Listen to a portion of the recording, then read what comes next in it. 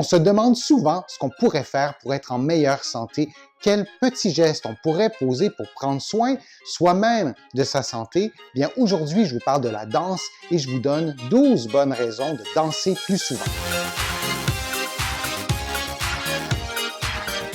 Je suis Denis Fortier. Si vous êtes nouveau ici sur ma chaîne YouTube, je vous conseille de vous abonner en cliquant sur le coin inférieur droit de l'écran. Je vous invite aussi à vous abonner à mon infolettre en visitant mon site web, le www.denisfortier.ca.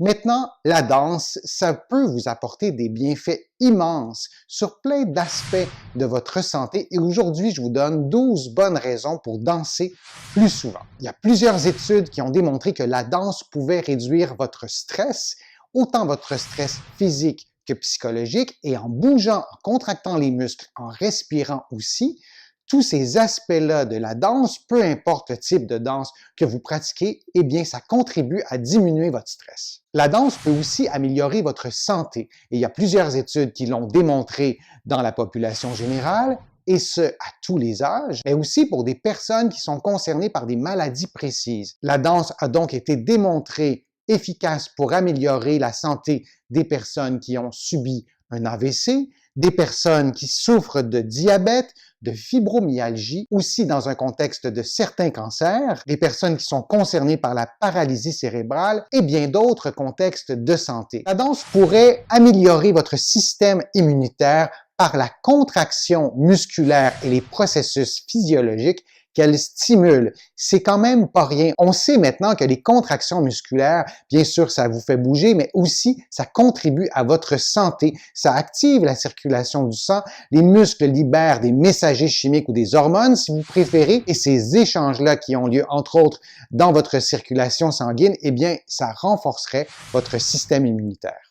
La danse peut aussi réduire votre niveau de fatigue et aussi la perception que vous avez de votre niveau de fatigue. La fatigue, c'est souvent un enjeu, c'est souvent un élément qui va miner nos journées parce qu'on se sent fatigué, on a moins d'énergie. Ça peut paraître paradoxal, mais le fait de danser régulièrement diminue votre niveau de fatigue, notamment parce que ça augmente la dépense énergétique, ça vous fait bouger aussi et ça modifie votre sensation même de l'effort. Donc, de danser régulièrement, ça peut diminuer votre niveau de fatigue et tout ça s'explique aussi en partie par les mitochondries qui sont dans vos muscles, qui sont littéralement des centrales énergétiques et plus vous dansez, plus vous bougez, plus vous contractez vos muscles, eh bien, ces mitochondries-là ont la qualité, ont l'immense avantage de pouvoir se reproduire, mais de pouvoir améliorer leur fonctionnement. Et puisque les mitochondries, ce sont des centrales énergétiques, eh bien, d'en avoir plus, d'avoir des mitochondries en meilleure santé, eh bien, ça améliore votre énergie et ça peut diminuer votre niveau de fatigue et la perception que vous avez de votre niveau de fatigue. La danse peut aussi diminuer votre pourcentage de gras. Il faut bien se souvenir que la motivation la plus fréquente pour faire une activité physique, c'est de perdre du poids, c'est de perdre du gras. Il y a des études qui ont démontré que la danse peut vous aider à perdre donc du gras et de façon encore plus efficace que des activités physiques comme la course à pied, la natation et les exercices cardiovasculaires. Donc, si c'est votre motivation principale de perdre du gras, de perdre du poids, retenez que la danse, c'est vraiment une activité qui peut être particulièrement efficace. La danse vous aide à améliorer vos capacités physiques, par exemple votre souplesse. Plus vous pratiquez de la danse, évidemment, ça dépend aussi du type de danse, mais on peut dire qu'en général, votre flexibilité va augmenter, votre endurance musculaire, cette endurance dont on a tellement besoin pour faire nos journées, pour aller au travail, pour rester assis longtemps, ça prend une endurance musculaire, notamment l'endurance des muscles posturaux. Donc, la danse vous permet d'améliorer ça et la danse, on s'en doute, vous permet d'améliorer votre équilibre. Alors, l'équilibre, on en a besoin tout le temps. C'est vrai pour les enfants, c'est vrai pour tout le monde, c'est vrai aussi dans un contexte de processus de vieillissement. On sait qu'à partir de 50, 60 ans, on perd un peu d'équilibre. C'est un processus normal, mais qui n'est pas irréversible. On peut augmenter, on peut retrouver une bonne partie de notre équilibre, surtout pour des activités fonctionnelles. Donc, de pratiquer de la danse régulièrement vous permet d'améliorer votre équilibre. Et s'il y a des gens plus âgés autour de vous qui sont à risque de chute, par exemple, souvenez-vous que la danse, ça peut les aider à prévenir une chute et toutes les conséquences qui peuvent en découler. Un des éléments vraiment intéressants de la danse, c'est que ça vous permet de prendre soin de la santé de vos muscles, mais aussi de la santé de vos os. On sait maintenant que l'os et le muscle forment une unité, ça va ensemble. Donc, de prendre soin de la santé de vos os, c'est aussi prendre soin de la santé de vos muscles et vice-versa. Souvent, on se demande quel exercice on doit faire pour prendre soin de nos os. Bien souvent, c'est les mêmes exercices qu'on doit faire pour prendre soin de la santé de nos muscles. Avec la danse, vous avez des impacts, vous profitez en fait des effets de la gravité et ça stimule la production osseuse, ça vous aide à freiner la perte de densité osseuse et aussi lorsque vous contractez vos muscles, les muscles s'attachent tous ou presque sur des os, donc ça exerce une certaine pression à l'insertion du muscle sur l'os et ça aussi, ça stimule la production de cellules osseuses et ça freine la perte de densité osseuse. Donc, la danse, ça vous aide à la fois, c'est vraiment une pierre deux coups, ça vous aide à la fois à prendre soin de la santé de vos muscles et de la santé de vos os. La danse, ça peut vous aider à garder la motivation, à soutenir votre motivation à bouger.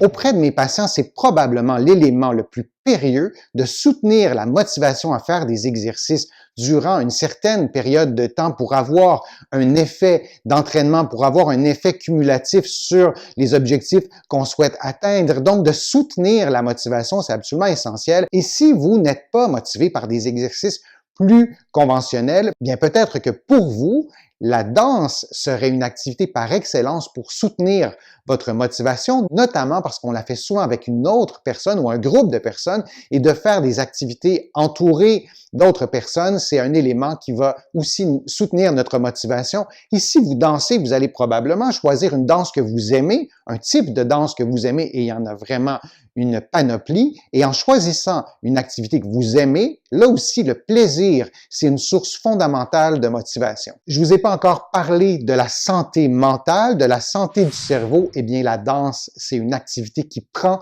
soin de votre cerveau. On l'oublie, on pense aux muscles, aux articulations, au côté très physique. Bien, la danse, ça stimule votre cerveau. Il y a plusieurs études qui l'ont démontré.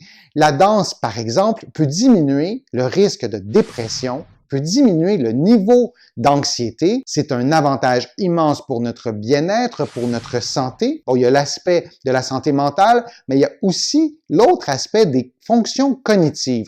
Lorsque vous dansez, vous stimulez votre attention sélective. Par exemple, il faut porter attention sur certains aspects de la musique pour synchroniser nos mouvements avec cette musique-là. Donc, l'attention sélective est stimulée. Il y a aussi la mémoire motrice, d'être capable de se souvenir d'une séquence de mouvements.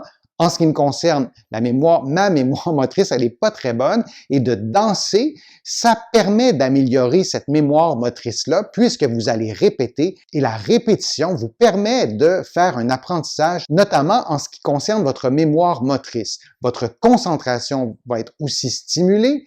La proprioception, l'organisation des mouvements dans l'espace qui se fait à l'intérieur du cerveau, qui se fait aussi en collaboration, pour le dire comme ça, avec le cervelet. Donc, il y a vraiment plusieurs aspects de la danse qui stimulent votre cerveau de plein de façons et aussi, bien sûr, qui prend soin de votre santé mentale. La danse développe les capacités psychomotrices. Bon, c'est un grand mot pour décrire vos capacités à bouger en tenant compte, disons, de votre environnement. Et c'est particulièrement précieux chez les enfants. Il y a des enfants qui ont de moins bonnes capacités motrices et qui sont jusqu'à un certain point marginalisés parce qu'ils ont de la difficulté, par exemple, à jouer au ballon avec les enfants de leur âge. De danser, ça permet de développer ces capacités psychomotrices-là, c'est-à-dire d'être capable de synchroniser les mouvements de ses mains pour attraper un ballon, d'être capable de sauter par-dessus un obstacle. Il y a vraiment une multitude de mouvements comme ça qui stimulent nos capacités psychomotrices qui sont essentielles dans le développement moteur de l'enfant et aussi, bien sûr, chez l'adulte. Il n'est jamais trop tard pour améliorer ses capacités psychomotrices et servez-vous donc de la danse pour y arriver. La danse vous permet aussi de tisser des liens sociaux. En général, quand on danse, on va danser avec une autre personne, on va danser avec un groupe. Donc, c'est une activité qui nous permet de rencontrer d'autres personnes et ces liens-là qu'on va tisser avec d'autres personnes, c'est absolument fondamental pour notre bien-être, pour notre qualité de vie, à chacun sa façon de vivre nos relations interpersonnelles, mais de tisser des liens sociaux, c'est un immense avantage de la danse dans un contexte de solitude. Vous avez sûrement des gens autour de vous qui vivent dans une certaine solitude, bien de les faire danser avec d'autres personnes leur permet de tisser des liens sociaux et d'améliorer directement leur qualité de vie. Pour tirer profit de ces 12 bienfaits-là de la danse sur votre santé, moi, je vous encourage à danser pendant au moins quelques semaines, pendant au moins 4, 5, 6 semaines et de le faire au moins une fois par semaine, idéalement 2 à 3 fois pour avoir un effet cumulatif. Bien sûr, l'important, c'est de choisir une fréquence et de choisir une intensité aussi qui correspond, à vos capacités physiques et qui correspond aussi à ce que vous avez le goût de faire en ce qui concerne la danse. Je vous invite aussi à évaluer l'aspect compétitif de la danse. Est-ce que c'est un élément que vous recherchez? Donc, il y a des types de danse, il y a des activités qui vont vraiment mettre l'accent sur la compétitivité et cet aspect-là peut rebuter certaines personnes, c'est peut-être votre cas. Donc, prenez soin d'évaluer ça avant même de commencer une activité de danse, avant même le moment de vous inscrire. Donc, vérifiez en discutant avec l'animateur de ces séances-là de danse ou l'entraîneur ou la personne qui va diriger le groupe de danse si l'aspect compétitif est quelque chose de présent au moment de l'activité. Pour certaines personnes, ça les stimule, ça les motive et pour d'autres, c'est un élément dissuasif.